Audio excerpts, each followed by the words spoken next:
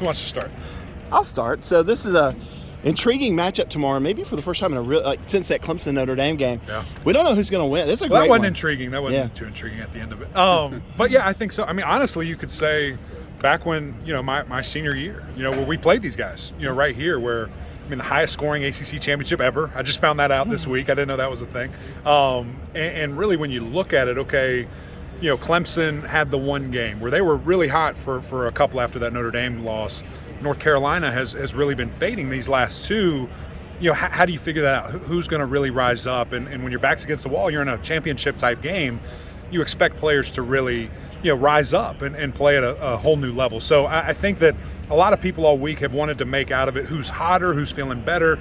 I think you throw all that away. I don't think the experience really matters for Clemson. I know a bunch of these people on this team have played in this game. I don't think it matters. I really don't. I think that this is throw everything out. It's a championship game. You're going against the player of the year in Drake Maye, and you better bring it.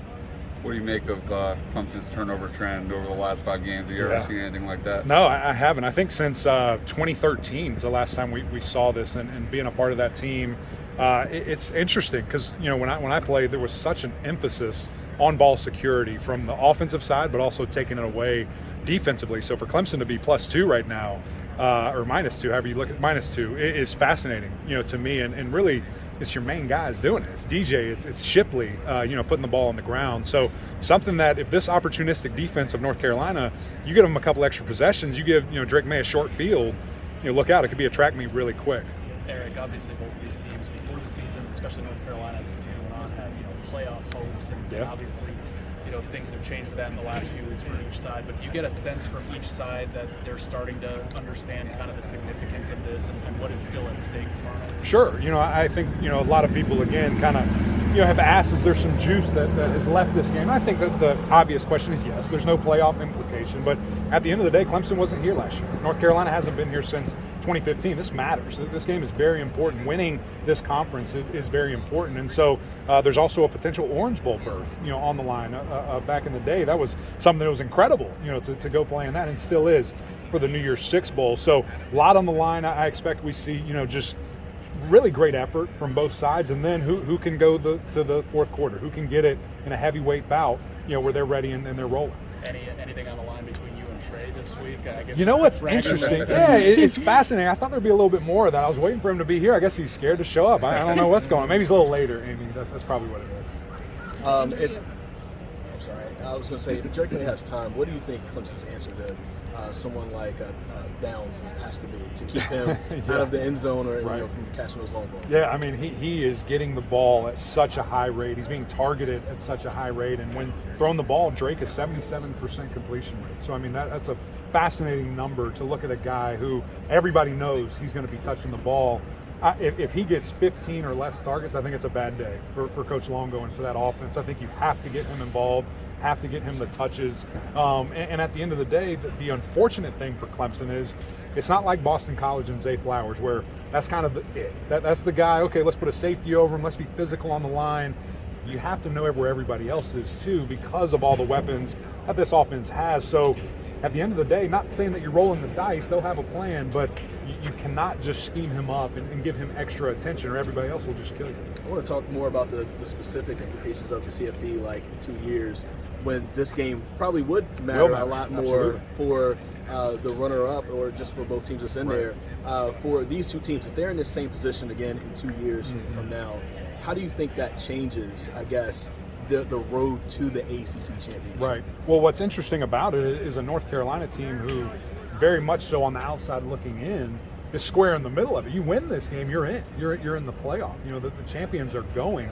A Clemson team, maybe you lose, you're at 9, maybe you fall out of the top 12, and you're out of the playoffs. So absolutely the implications, I guess the hope would be then the winner and the loser could probably go. And when you're looking at a year, maybe it's a couple undefeated teams, maybe it's one undefeated team and a one-loss team. So certainly, something where next year there's going to be a lot of stakes, or 2 years, a lot of stakes, and just the importance. That's how it should be. This game should matter. This game should have representation at the postseason. And no divisions. So how do you think that changes things too? It does, and I think it's a great thing, man, just to have the best team in the ACC represented. And ironically enough, we always argue about that. I think it's only happened 3 times that it would be a different matchup here in Charlotte versus who those best teams are when you get rid of divisions. But now we're going to guarantee it, and I think that's exceptional. With the injury of Bill Collins and then how Clemson's wide receivers fared last week, do you think it's possible we might see more Adam Randall, even Cole Turner, or even some 21 personnel? Yeah, something, anything. I think that at the end of the day, the biggest frustration from Coach Sweeney, the staff, has been the drops and been let's get some help, for DJ. Let's get some help, from the wide receivers. Make those plays. Offensive line block a little longer. There's a guy wide open downfield. So absolutely, I think other guys are going to get their opportunity. I also think you look at this matchup, you look at the weaknesses of North Carolina and just what they've struggled with all year. I wouldn't be shocked if Shipley touches the ball 20-plus times tomorrow night. Drops were a big problem last year, but not as much this year, but here and there. Last week, it kind of reared its head. Yeah. Has there been a drop-off in the receiver play since Jeff Scott left, in your opinion? Well, it's interesting. I mean, these are Jeff's guys, right? I mean, these are guys that he recruited, and so is it a coaching thing? Is it just a player thing? Is it our quarterback can't give me the ball if I'm the third read, so I'm not going to run this route as hard? It's a fascinating problem that you look at this offseason.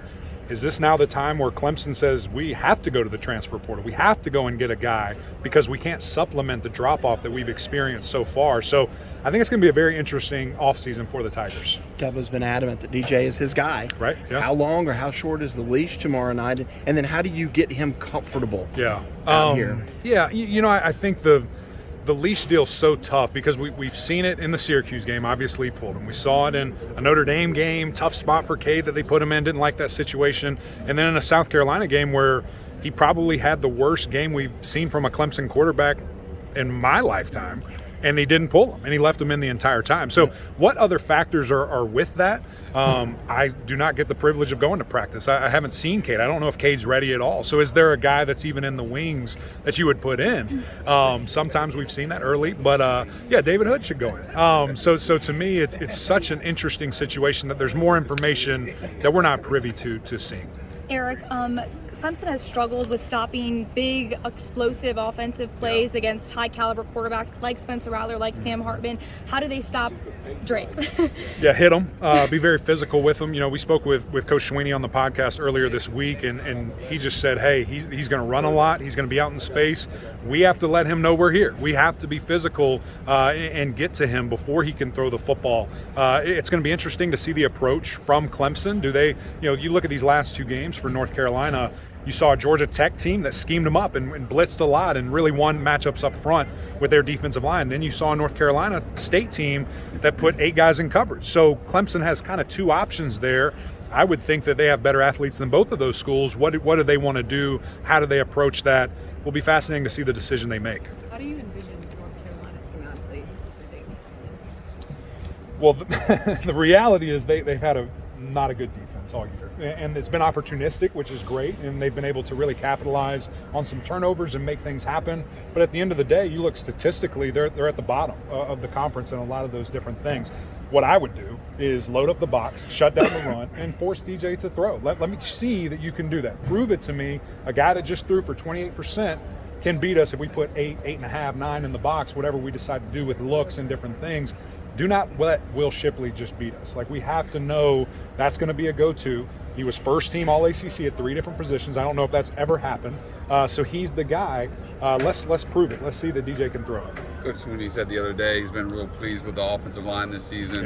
Lost Marcus Tate, of course, but McFadden got the ACC award, and great job by Putnam moving over to center this year. Just curious what your assessment's been. Yeah, it's been fun to see those guys, and of course having the connection that I do and playing there to see the level that they've played at. You can't help but be excited about Blake Miller, and I know a lot of penalties and some silly things at times, but I think that unit's really getting better and a strength going into next season. I think they'll really lean on that offensive line. The defensive line maybe hasn't been as star-studded and amazing production-wise, but what have you seen from them this year down the stretch especially? Yeah, I think a lot of injuries, which sucks. Not having guys on the field at the same time.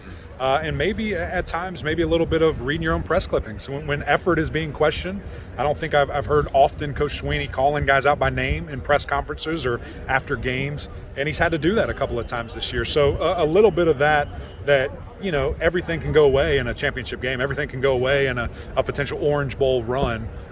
So would love to see them take up the challenge, rise up to the challenge. And, you know, they're going against a very good North Carolina offense. How can you limit that from a defensive line perspective? In which Miles Murphy has a better game? Well, I think Clemson's better. Absolutely. We'd love to see those guys step up too. Thanks, Eric. Thank you. Thank you. Appreciate Appreciate it. it. Thank you.